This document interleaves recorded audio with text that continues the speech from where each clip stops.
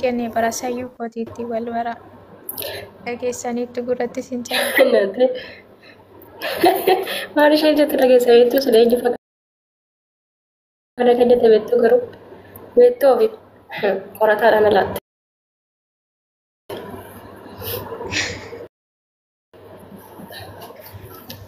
Yaa fuutu eenyubbaan gundoo fuutuutti gaafa mana jimmachi galu.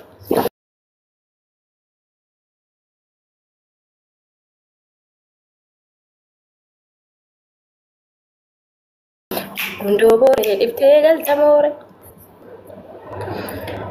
Arrabsoodha. Maal? Akkanatti arrabsu Akkoo haadha dooyyee jedhama yeroo jedha tokkommoo jedhama. Kan intalaa kanan beeku garuu kan dhiiraan beeka xiqqoo isee dhiirri mana shamarranii fuuchuu dhaqee arrabsoo jedhama.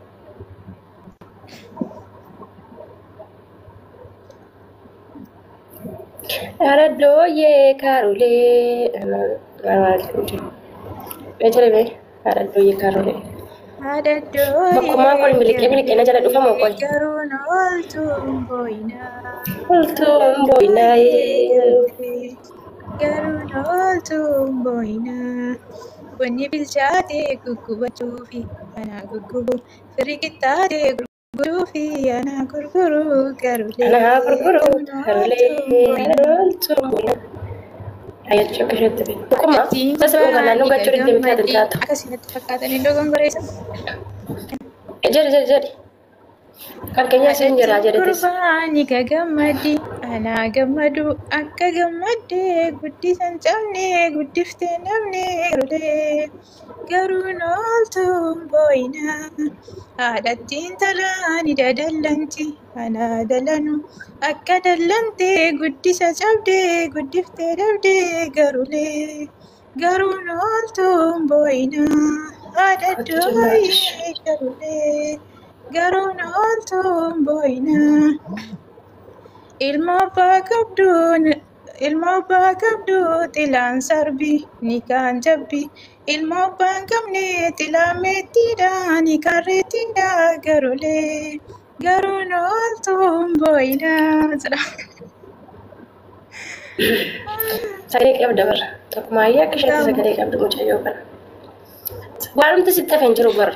Wayi amala. Wayi sagalee mee maaluma sitti hafe wayi bareedina ija ishee kana ilaalaan hin qananiyaa dubartoonni baay'ee wayi dhugaa dubbachuuf. Mucaasafuu guddaa. Bunni bilchaatee faayitaa fi bonan irraan fadhee bara. Bunni bilchaatee guggubachuufi anaa guggubu firri qixxaatee gurgurachuufi anaa gurguru garulee.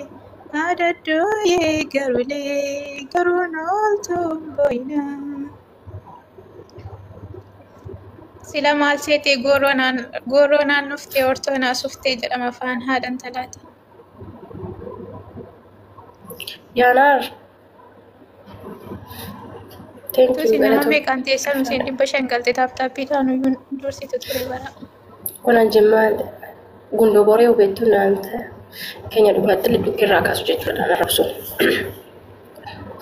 Arrabsoon jira barama fakkeenyaa gizee maatiin gurbaa mana intalaa deeman waliin galchuun.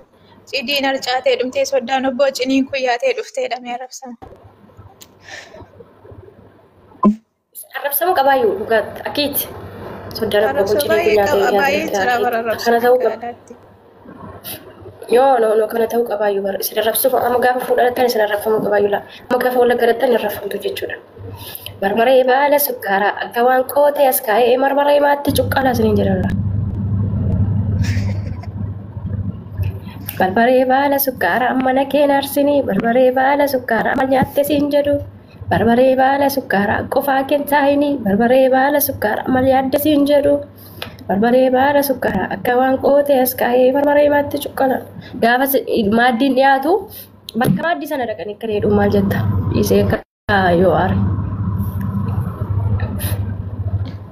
Tokkummaa nan irraan fadhii intalli sin arrafamti gizee mana si deemtu. Nanti kuma lama da kuma tokko naa kennaa kanatti qaxxaanaani. Rabbi akkasii baay'een beeka ture sirbaantina aadaa kana. Arrabsoo aadaa kana. Gizee tokko wantina irratti baazarii irratti hojjennee turre. Thank you Duroni. Baazarii mana barumsaa irratti qophii aadaa dooyyee kana qopheessinee hojjennee turre bifa sirriitti jechuudha. Galatoon. Thank you.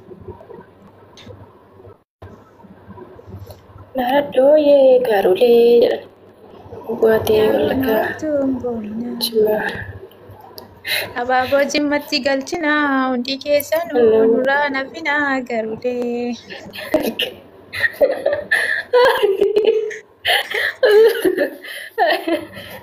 Garuu nooltu garulee maal kolfi turtanii? Kottu naan jiyaas jaan jiru Haati migira keessaa dambii gidduudha eddeettiin intala maadamaaf baatii barmana keessaadha itti butu. Taaptaap godhame naan ta'e dhugaa rabbi namoota isaati qixaaxee argata jechuudha dhugaa qixaaxee wal biraan kan taatu taane yoo ani kuma lama moo'e walaloo barreessiteetitti naa walatti qarratuun taane jechuudha kasaa poostitooti. Yoo akkana lafeetani naa yaa Namoota islaan siif barreessa dhugaa. yaa nama kuma lama namoota isaati akkasitti qaxxaale. Okay. Anammoo yoo kuma lamaan namoota islaan shaadaa qorataa qabsiisa jechuudha. Amma gudi.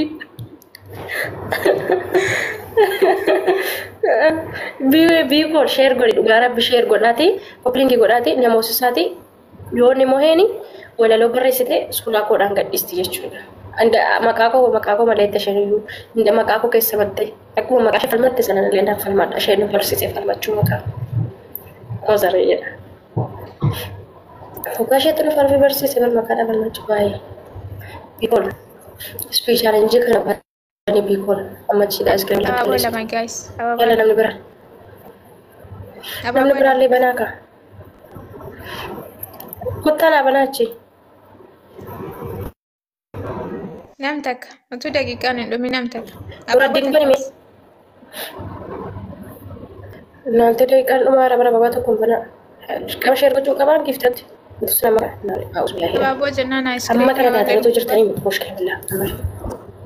Galatooma waan hundaaf. Garuu nooltu abaaboo qaxxaan taqaadha.